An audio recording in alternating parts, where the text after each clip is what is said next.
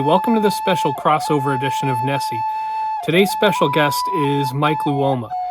Mike and I, back in the fall of 2021, visited two different sites in Vermont. And one of the episodes that we shot is this one, the one that you're watching on the Nessie channel, and the other one is on Mike's channel. And we'll be releasing them simultaneously, so you can go visit his channel after you watch this. And if you watched his already and you're coming here to see this one, then you're seeing the other part of that day. So I hope you enjoy this, and let's dive right into it. Deep into the Green Mountains in the middle of Vermont, situated on private land and located just off of an old road, sits this beautiful stone chamber. The current owners are an 80-year-old man and his 55-year-old daughter. The old man recounts that his father owned the land before him, and the chamber was there when he bought it. The daughter recounts using it for a house, store, and other imagined places when she was a child. There may be a sun alignment on the winter solstice, as the sun might be seen to touch the top of the mountain in the distance. Is this coincidence, or did the builders encode this possible alignment into the chamber when they built it? Hey, Matt Adams here with the one and only Mike Luoma. Mike Luoma, right here with Matt Adams. And so Mike and I set out today to check out a few different stone structures. Some of them are cairns, which we haven't made it to yet. We tried, but needed some more map info. Had to come back to reality, reception, to load more maps and before we head back out there. But before we went, we decided let's go see if we can check out a couple of different stone chambers. And one of them we ran into do not pass go signs. Turn around now if you're not invited, get out. Right. So the stone chamber may not be on that property, but that is the quickest way to access it. And unless we have other info, we're not going to head up there. But we did come to another one, and the landowners were more than happy to show us where it was and let us see it and video and take photos and such. So here we are. And what do you think? You've been in there so far. You've looked around. I haven't really done that yet. We just set up lights, but you were in looking around. What do you think? What are your initial thoughts? My first thought was maybe colonial, because I looked at the back wall and saw some straight courses. But as I looked at the side walls, once I started to look around, I started to have doubts. Mm-hmm. It has a similar corbelled roof to the Upton Beehive Chamber, mm-hmm. in that it's corbelled up to a point and then there's a slab across the top. Yep. And it's also slightly L-shaped, which reminded me of the Neshoba Brook Chamber.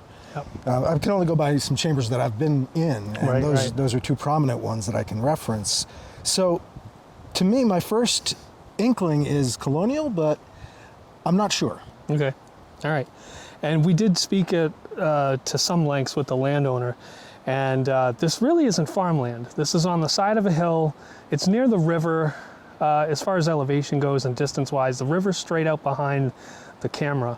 Not too far, maybe a quarter mile, a little bit more than a quarter mile. Not far. But what I think is interesting is that there is a ridge right across from the opening of this chamber, and so it's going to be interesting to check for alignments when we look for sun alignments, right? So we've got that high mountain behind it, and you know, we're at like a little bit after noontime, and this is where like maybe solar noon is, and we're between the equinox and winter solstice. So if that's where the sun is, then we're probably not going to find too many alignments, but it's interesting to note anyway. So that said, do we have any other forethoughts before we go in? It's awful clean in there. It's one of the interesting things about stone chambers is they don't seem to accrue a lot of gook. Yeah. It's like it was really, we had to move a lot of crap out of the way to get into this one. Right. But once we got in there, it's clean. I thought that was interesting. Yeah. Oh, and I forgot, when I brought up the landowners, we talked about what kind of land this was, the land use, and approximately how long the occupants had been here. There's a gentleman that we spoke with. He's probably in his 80s at least. He was born in 41, so I'd say 80s, right? Yeah. Like maybe just about 80. Yeah, just about 80. Okay, so it was his father's land. He doesn't know exactly when they bought it, but this was here when they bought it. They didn't build it. And this really wasn't too much of a farm. Maybe, I think they said, what, gentleman's farm? Gentleman farmer, so like a subsistence farm. Yeah, probably so just for the family. just they're growing stuff for themselves. They're not an operating farm, a commercial farm, or anything like that. They're just for themselves. And that's about as much as we know at this point about the history of the land. So we can go on in without any further ado. Let's check it out. All right, here we go. So the first thing of note is that we've got somewhat of a, it's not really a tunnel, but an entryway, and it's built up with stones on both sides. Did we have a chance to look at any of the stones, or were we moving stuff out of the way? There's an interesting scalloped pattern on that one. Yeah, this is interesting.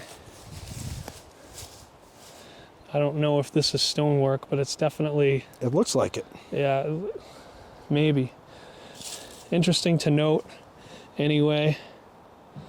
But we've got this entryway that's built up on both sides. We've got the lintel stones. This is interesting here. We've got some notches. Let me actually turn the camera around so I can see what I'm filming and make sure these nice folks actually see what I'm talking about. So we've got this notch here, and we've got this notch here underneath.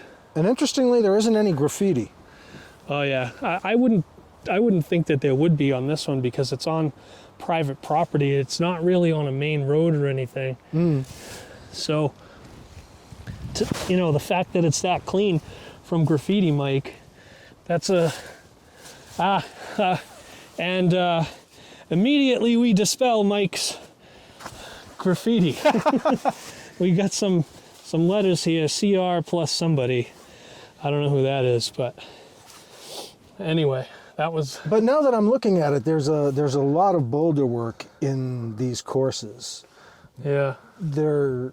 It's not as strictly flat as I thought, but there is a certain amount of linear design to it. So yeah, there's more graffiti HC, it looks like, plus somebody. So. Oh yeah. And it looks like somebody tried to take it off at some point too. So maybe somebody was taking care of this chamber for a while. Yeah. I noticed, like the Upton chamber, there's plenty of spiders in here. I hadn't seen any spiders yet, but then again, I hadn't really looked around. So it's interesting that we've got large boulders at the bottom, which we do tend to see frequently. And then once that establishes a solid foundation, smaller stones are then piled up and coursed up on top of it. And you've even got, like, this stone here is flat, these two stones here are flat, this stone here is flat, and then this stone here is flat, and yeah, that's probably to flatten out the courses. Yeah, it's like that's what they did to create that base. But the use of boulders up in front here is pretty interesting. Yeah. That's not in any way, shape, or form linear, but it could be collapsing as well. Yeah, I would say that this right here, this area here is probably collapsing. You wouldn't, if you were building this, you wouldn't leave this precariously. Yeah, no. Like this. This is... So that's probably shifted over time a little bit inwards. Yeah, for sure.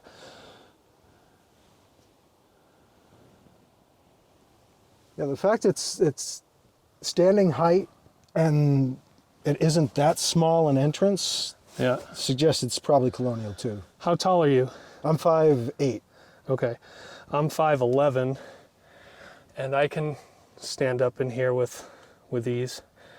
And I'm sure, you mentioned earlier that it's clean in here, which is true, but we can see from the front right wall that there's a lot of silt that's been coming in here. And granted it's deeper here. There still would have been some coming in from the sides, even higher up, would have washed in over time with a lot of rain. We just had a lot of rain. It's a little damp in here, but not too much. But the fact that we see silt washing in from this side says that it's probably not at its original height. It's probably deeper. Yeah, especially over there and in the front. So there's a lot of stuff in the front. And like Mike said earlier, we moved stuff. See that big fat log out there? I don't know if you can really because there's a lot of light coming in, but we moved that tree. It's really heavy. It's waterlogged, but we moved it out of this entryway. So there's a lot of stuff that's been built up in the entryway over time. And I would imagine that that entryway would probably be just about as deep, if not the same depth, as the original depth of the chamber would be. And so if that's the case, then we can see a certain level of, duff, or, what's that word I'm looking for? Debris, or, build Silt. up, silt, build up in the entryway area. From this angle, it looks like it's slanted, and there's like a diagonal thing, but that's just kind of a trick of light. There's this here is pretty straight, and then this here is pretty straight. It does taper off to the outside a bit. So I did bring my laser measure, and Mike, if you want to film while I measure, sure, we can take some different measurements. So why don't we start with, I'll let you fix that and then we'll get going. Sorry. No worries, it happens. Nothing's broken, so we're good. All right. I'm gonna point the laser to probably where the lowest point is so I can get somewhat of an accurate measurement. And I've got 6 feet, 10 inches from height to bottom, from top to bottom. And that goes from up here all the way down to the lowest point in the floor. So we can take a measurement going across here to over there, and that's, let me get it back here and press the button. That's 2 feet 9 inches at the top. And then let's do from here to here. I gotta drop it a bit because it kind of comes, it hits the stone here in the middle. Oh.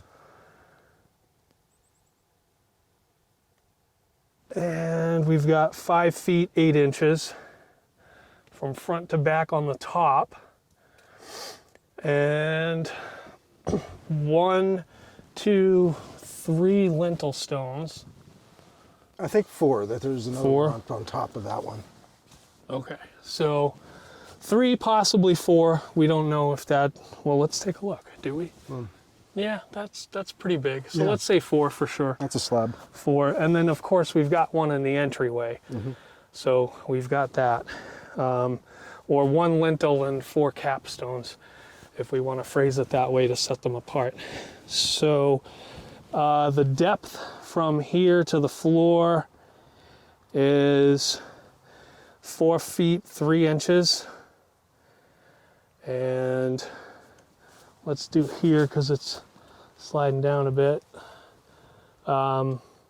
This is 3 feet 3 inches. So that's that.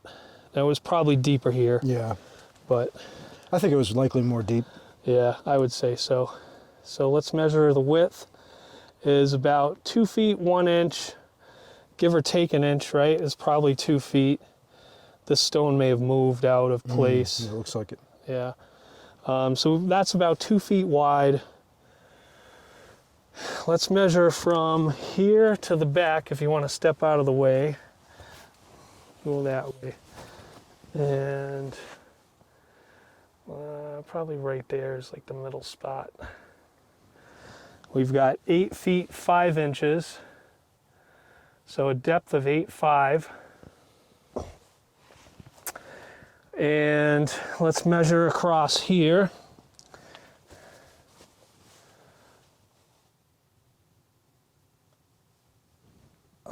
Let's do from the shallowest point to the shallowest point. And we've got 6 feet 3 inches. And then we'll measure from here to there on the back.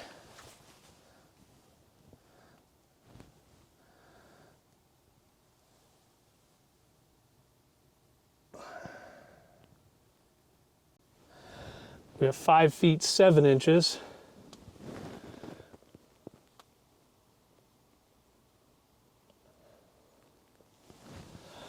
And we'll get one more at the width at the front.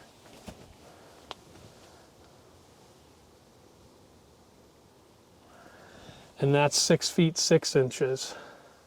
So it's interesting that it's wider at the front and then it shallows out, yeah. and now it narrows down towards the back. That's interesting. And let's do one more thing, 2 more things actually. I'm going to get the length from there to there. Okay. Or 3. We'll do 3 more measurements. So from the back on this side to the front on that side, we've got 8 feet even. And let's measure. You got that, right? That was clear on the camera. All right. Let's measure from probably here to here. We've got 3 feet 6 inches, so 3.5 feet is the width of this part here. One more measurement, and that's going to be from the very front of the stonework all the way into the back. So if you want to step to the side, Mike. Yep.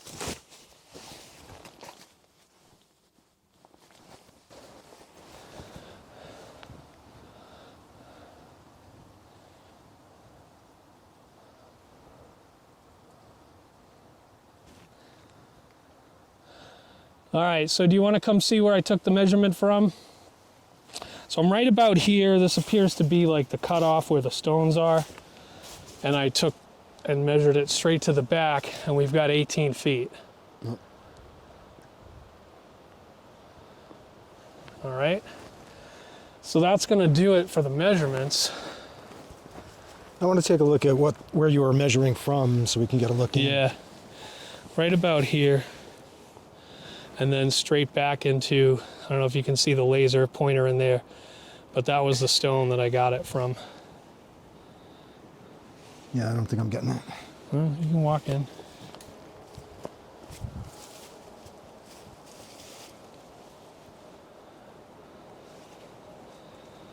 Okay. So right around that area, head back in. I'll take this.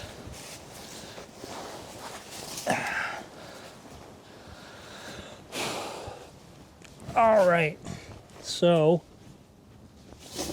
now let's take some more readings. Let's look at alignments. Let's look at alignments is right. All right, I've got a stone here, Sunseeker. All right, 3D view.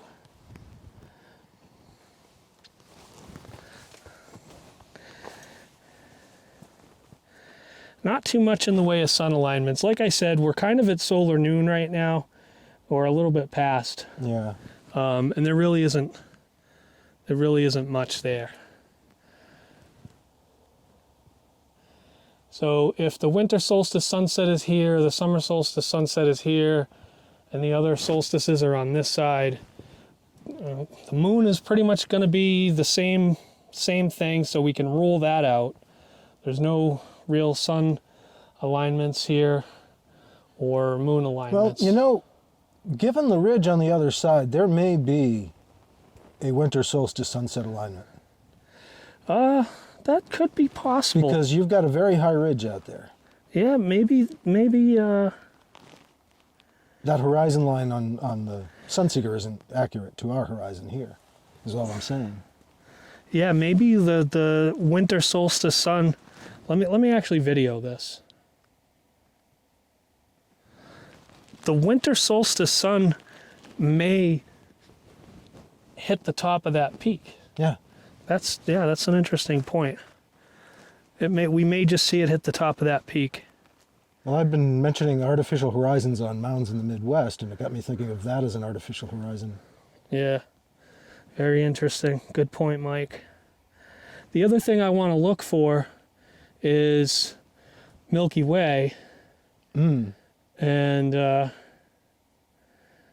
you know, we can see that here. Let's do manual. And so we have that here. Right there. Well, not quite. It's there, but what we want to do, I'm going to have to do it this way. What we want to do is date and time. And let's go ahead a month, and we'll go to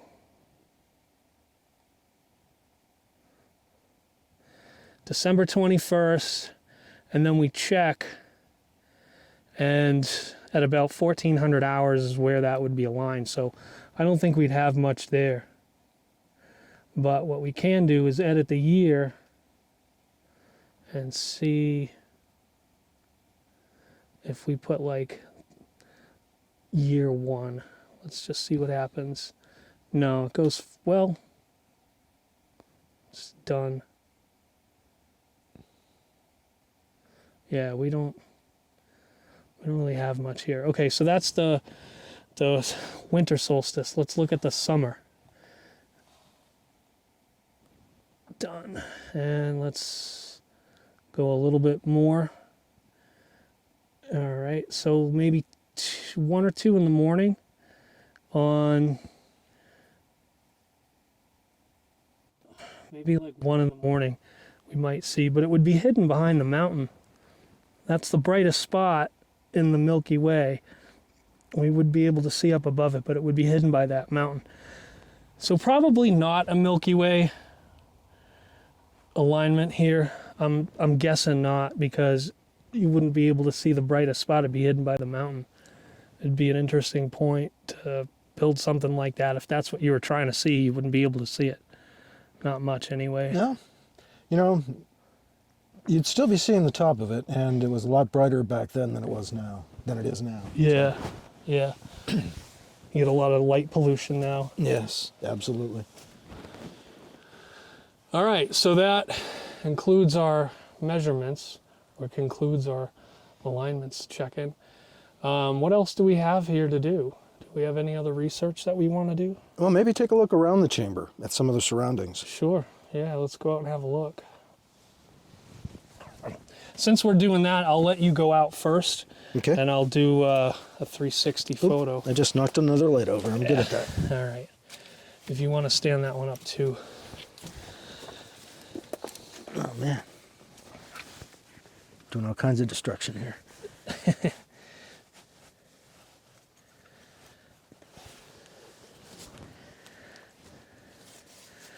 All right, go ahead and run out. All right. Come.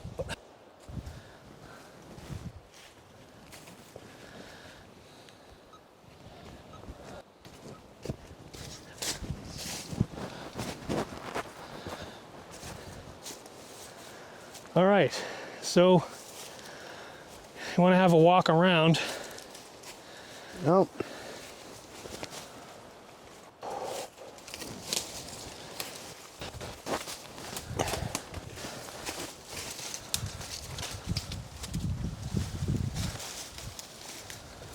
Whole lot of trees. Yeah, I'm not sure we can get too far.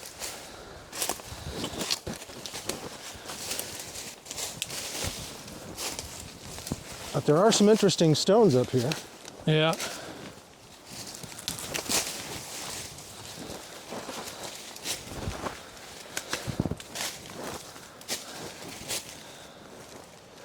One, two, three, four, a whole bunch. Yeah, and they keep going.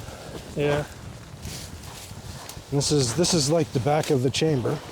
Right.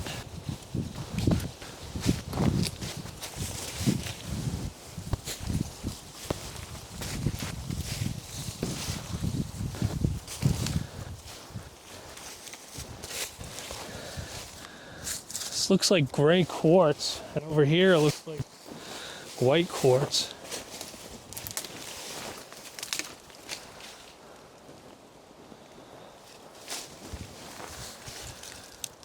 This is kind of swampy over here.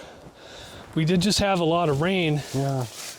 But there are puddles of water out there.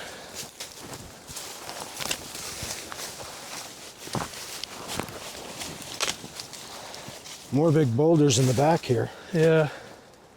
And it is kind of a swamp back here. This is not farmland. I That's would- for sure. I would say not. And given the water, it's not likely like a cemetery either, so that's not likely Yeah. a Yeah. crypt. Let me see. So, no crypt, no cemetery. Yeah. The only interesting thing I think about this is that you can't tell from where we were, but there is a road that goes right past it. Yeah, there is an old road. Yeah, that might be something of significance. And I'm wondering if some of these stones around here are a foundation left over. Yeah, possibly. I mean, it looks like this area may have been dug out. Yeah, there's like, it feels kind of mushy. Yeah, like it was that area over there where that stone was when we first came up. This area here, down here, it feels like some of this was dug up and dug out to pile up on top of the stone chamber. And you can see there's like even a path around it. Yeah, that's what I was looking at with these stones over here. Yeah. When I was mentioning the There's foundation. stones here, there's stones there, there's stones there. It's almost like there was a path around the side of it.